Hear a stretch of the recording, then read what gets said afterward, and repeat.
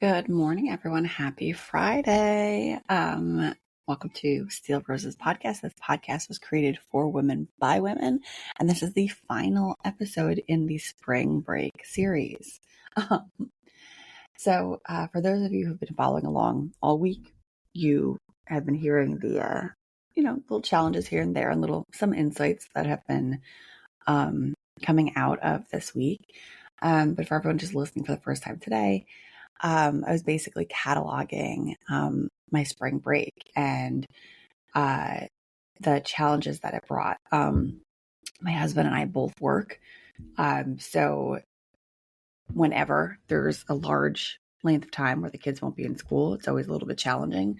I do often, in those instances, reflect on what do other parents do in those situations.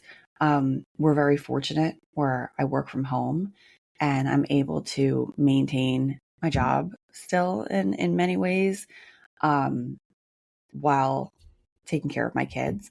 But I know that's not the case for a lot of people. And for everyone who has to leave their homes or who have jobs that are inflexible, if you're working, retail, or if you're working in a minimum wage job, if you're working in the food industry, there's often not a lot of flexibility. And I've observed that quite a bit. Even in the construction industry, there is no, in a lot of instances, for the laborers, there's no flexibility given to them for allowing for time off or allowing for them to have to deal, care for their children or their family. It's really unfortunate that so many people find themselves in that situation. I know that when I first was having my son, that was the first time I was faced with having to deal with childcare and the cost of it. And when my kids were younger and we had to have them in daycare, the cost was astronomical.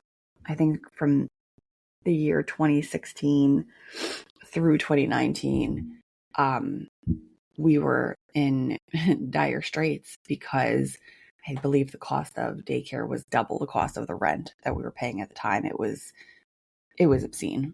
It really was. I think the United States, if it's still this way, I think we might be one of the only or the few countries that doesn't provide support for working mothers in that sense.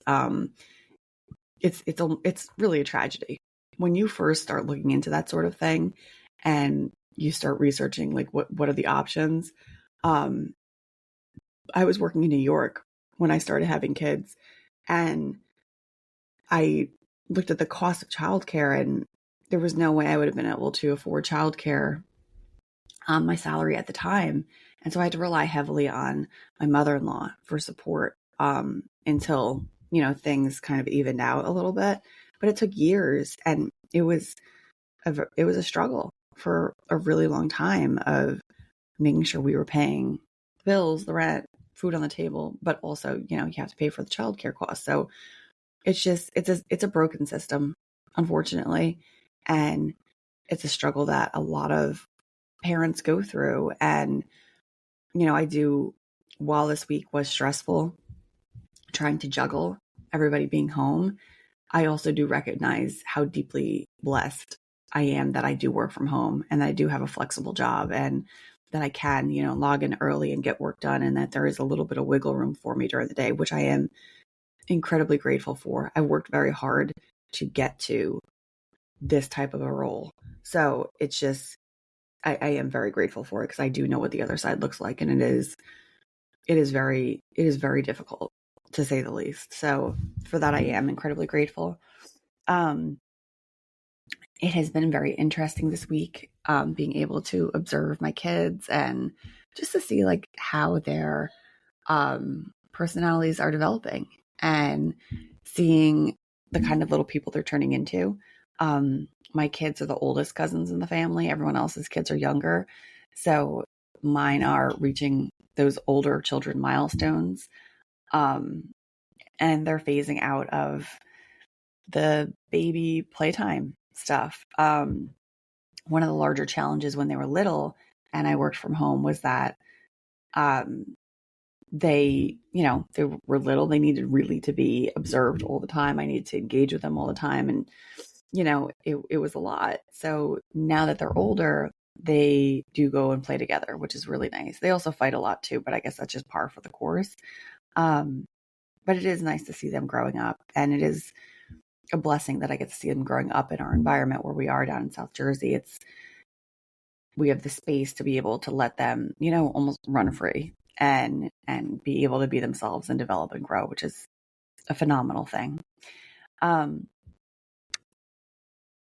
For everyone who is also getting anxiety about summer, because this is another area where I immediately start to think to myself, like, what am I going to do? And then that usually balloons into, what do other parents do during the summertime? Many of the other women moms down here that I am friends with, they have, they're nurses or they work in the medical system. So they will do, it's called 3 days on, 4 days off is what they keep referring it to.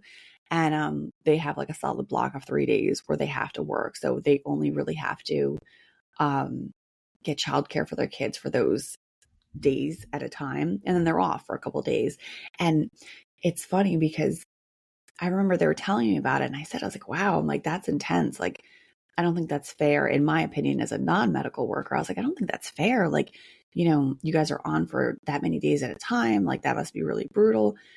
And they all like adamantly defended it. And they were like, no, this is the greatest schedule. I would never trade this for anything because it gives me those 4 days of like being able to just be a mother and be home and take care of my family. And, I never really, not that I didn't look at it like that. I was just thinking about the intensity of those 3 days and what that must do to you. But everybody told me like, this is like the greatest schedule in the world. And then I started thinking about it because I work a traditional 9 to 5 and because I work from home and because my job can be done remotely, I can work at all hours of the day. So my work, when we're very busy, will bleed into after hours quite a bit. I have been working really hard over the past few years, as everyone has heard me on other episodes say, like, to really cut back on that. I was very much one of those people that was very focused on my career and very focused on, growing my career. And pretty much I will do anything to make that happen.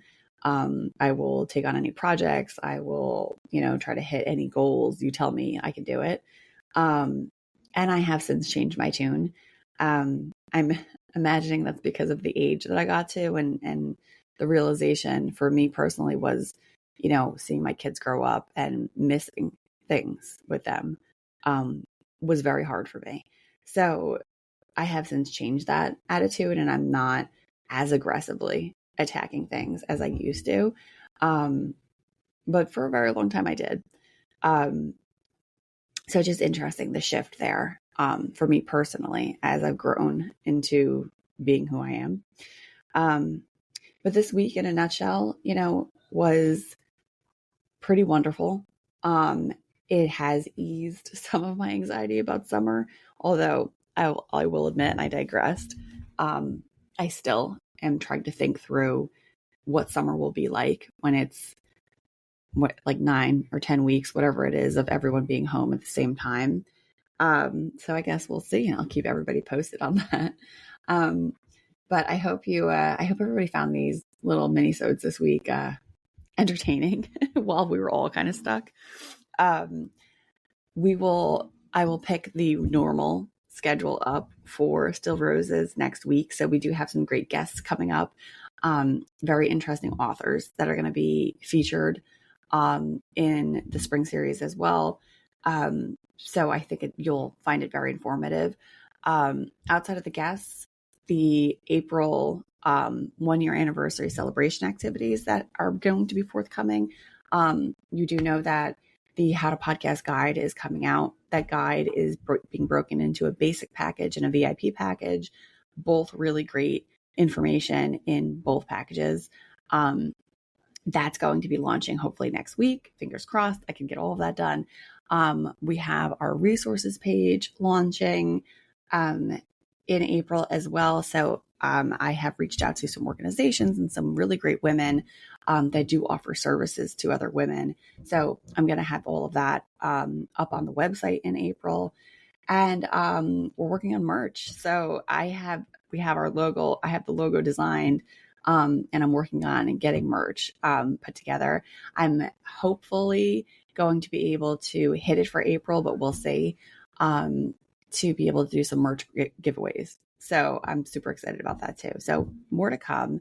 But I greatly appreciate everybody, hanging in there with me and listening along and just sharing in this journey with me. It is definitely an interesting ride. Not ride. It's definitely an interesting journey, because a ride would mean I'm passive, or we're being passive and we're not. And I look forward to continuing on this growth path with all of you and bring information to all of you that you find valuable, and really just being the voice that tells you that whatever it is you're going through, you're not alone, and that there is a group here. There's a community that is developing for Steel Roses that is here to support each other and be there for each other, and make sure that that we know you're doing your best, and that's that's the only thing you can do. So until next time, take care, and we'll chat again. Have a great day, everybody.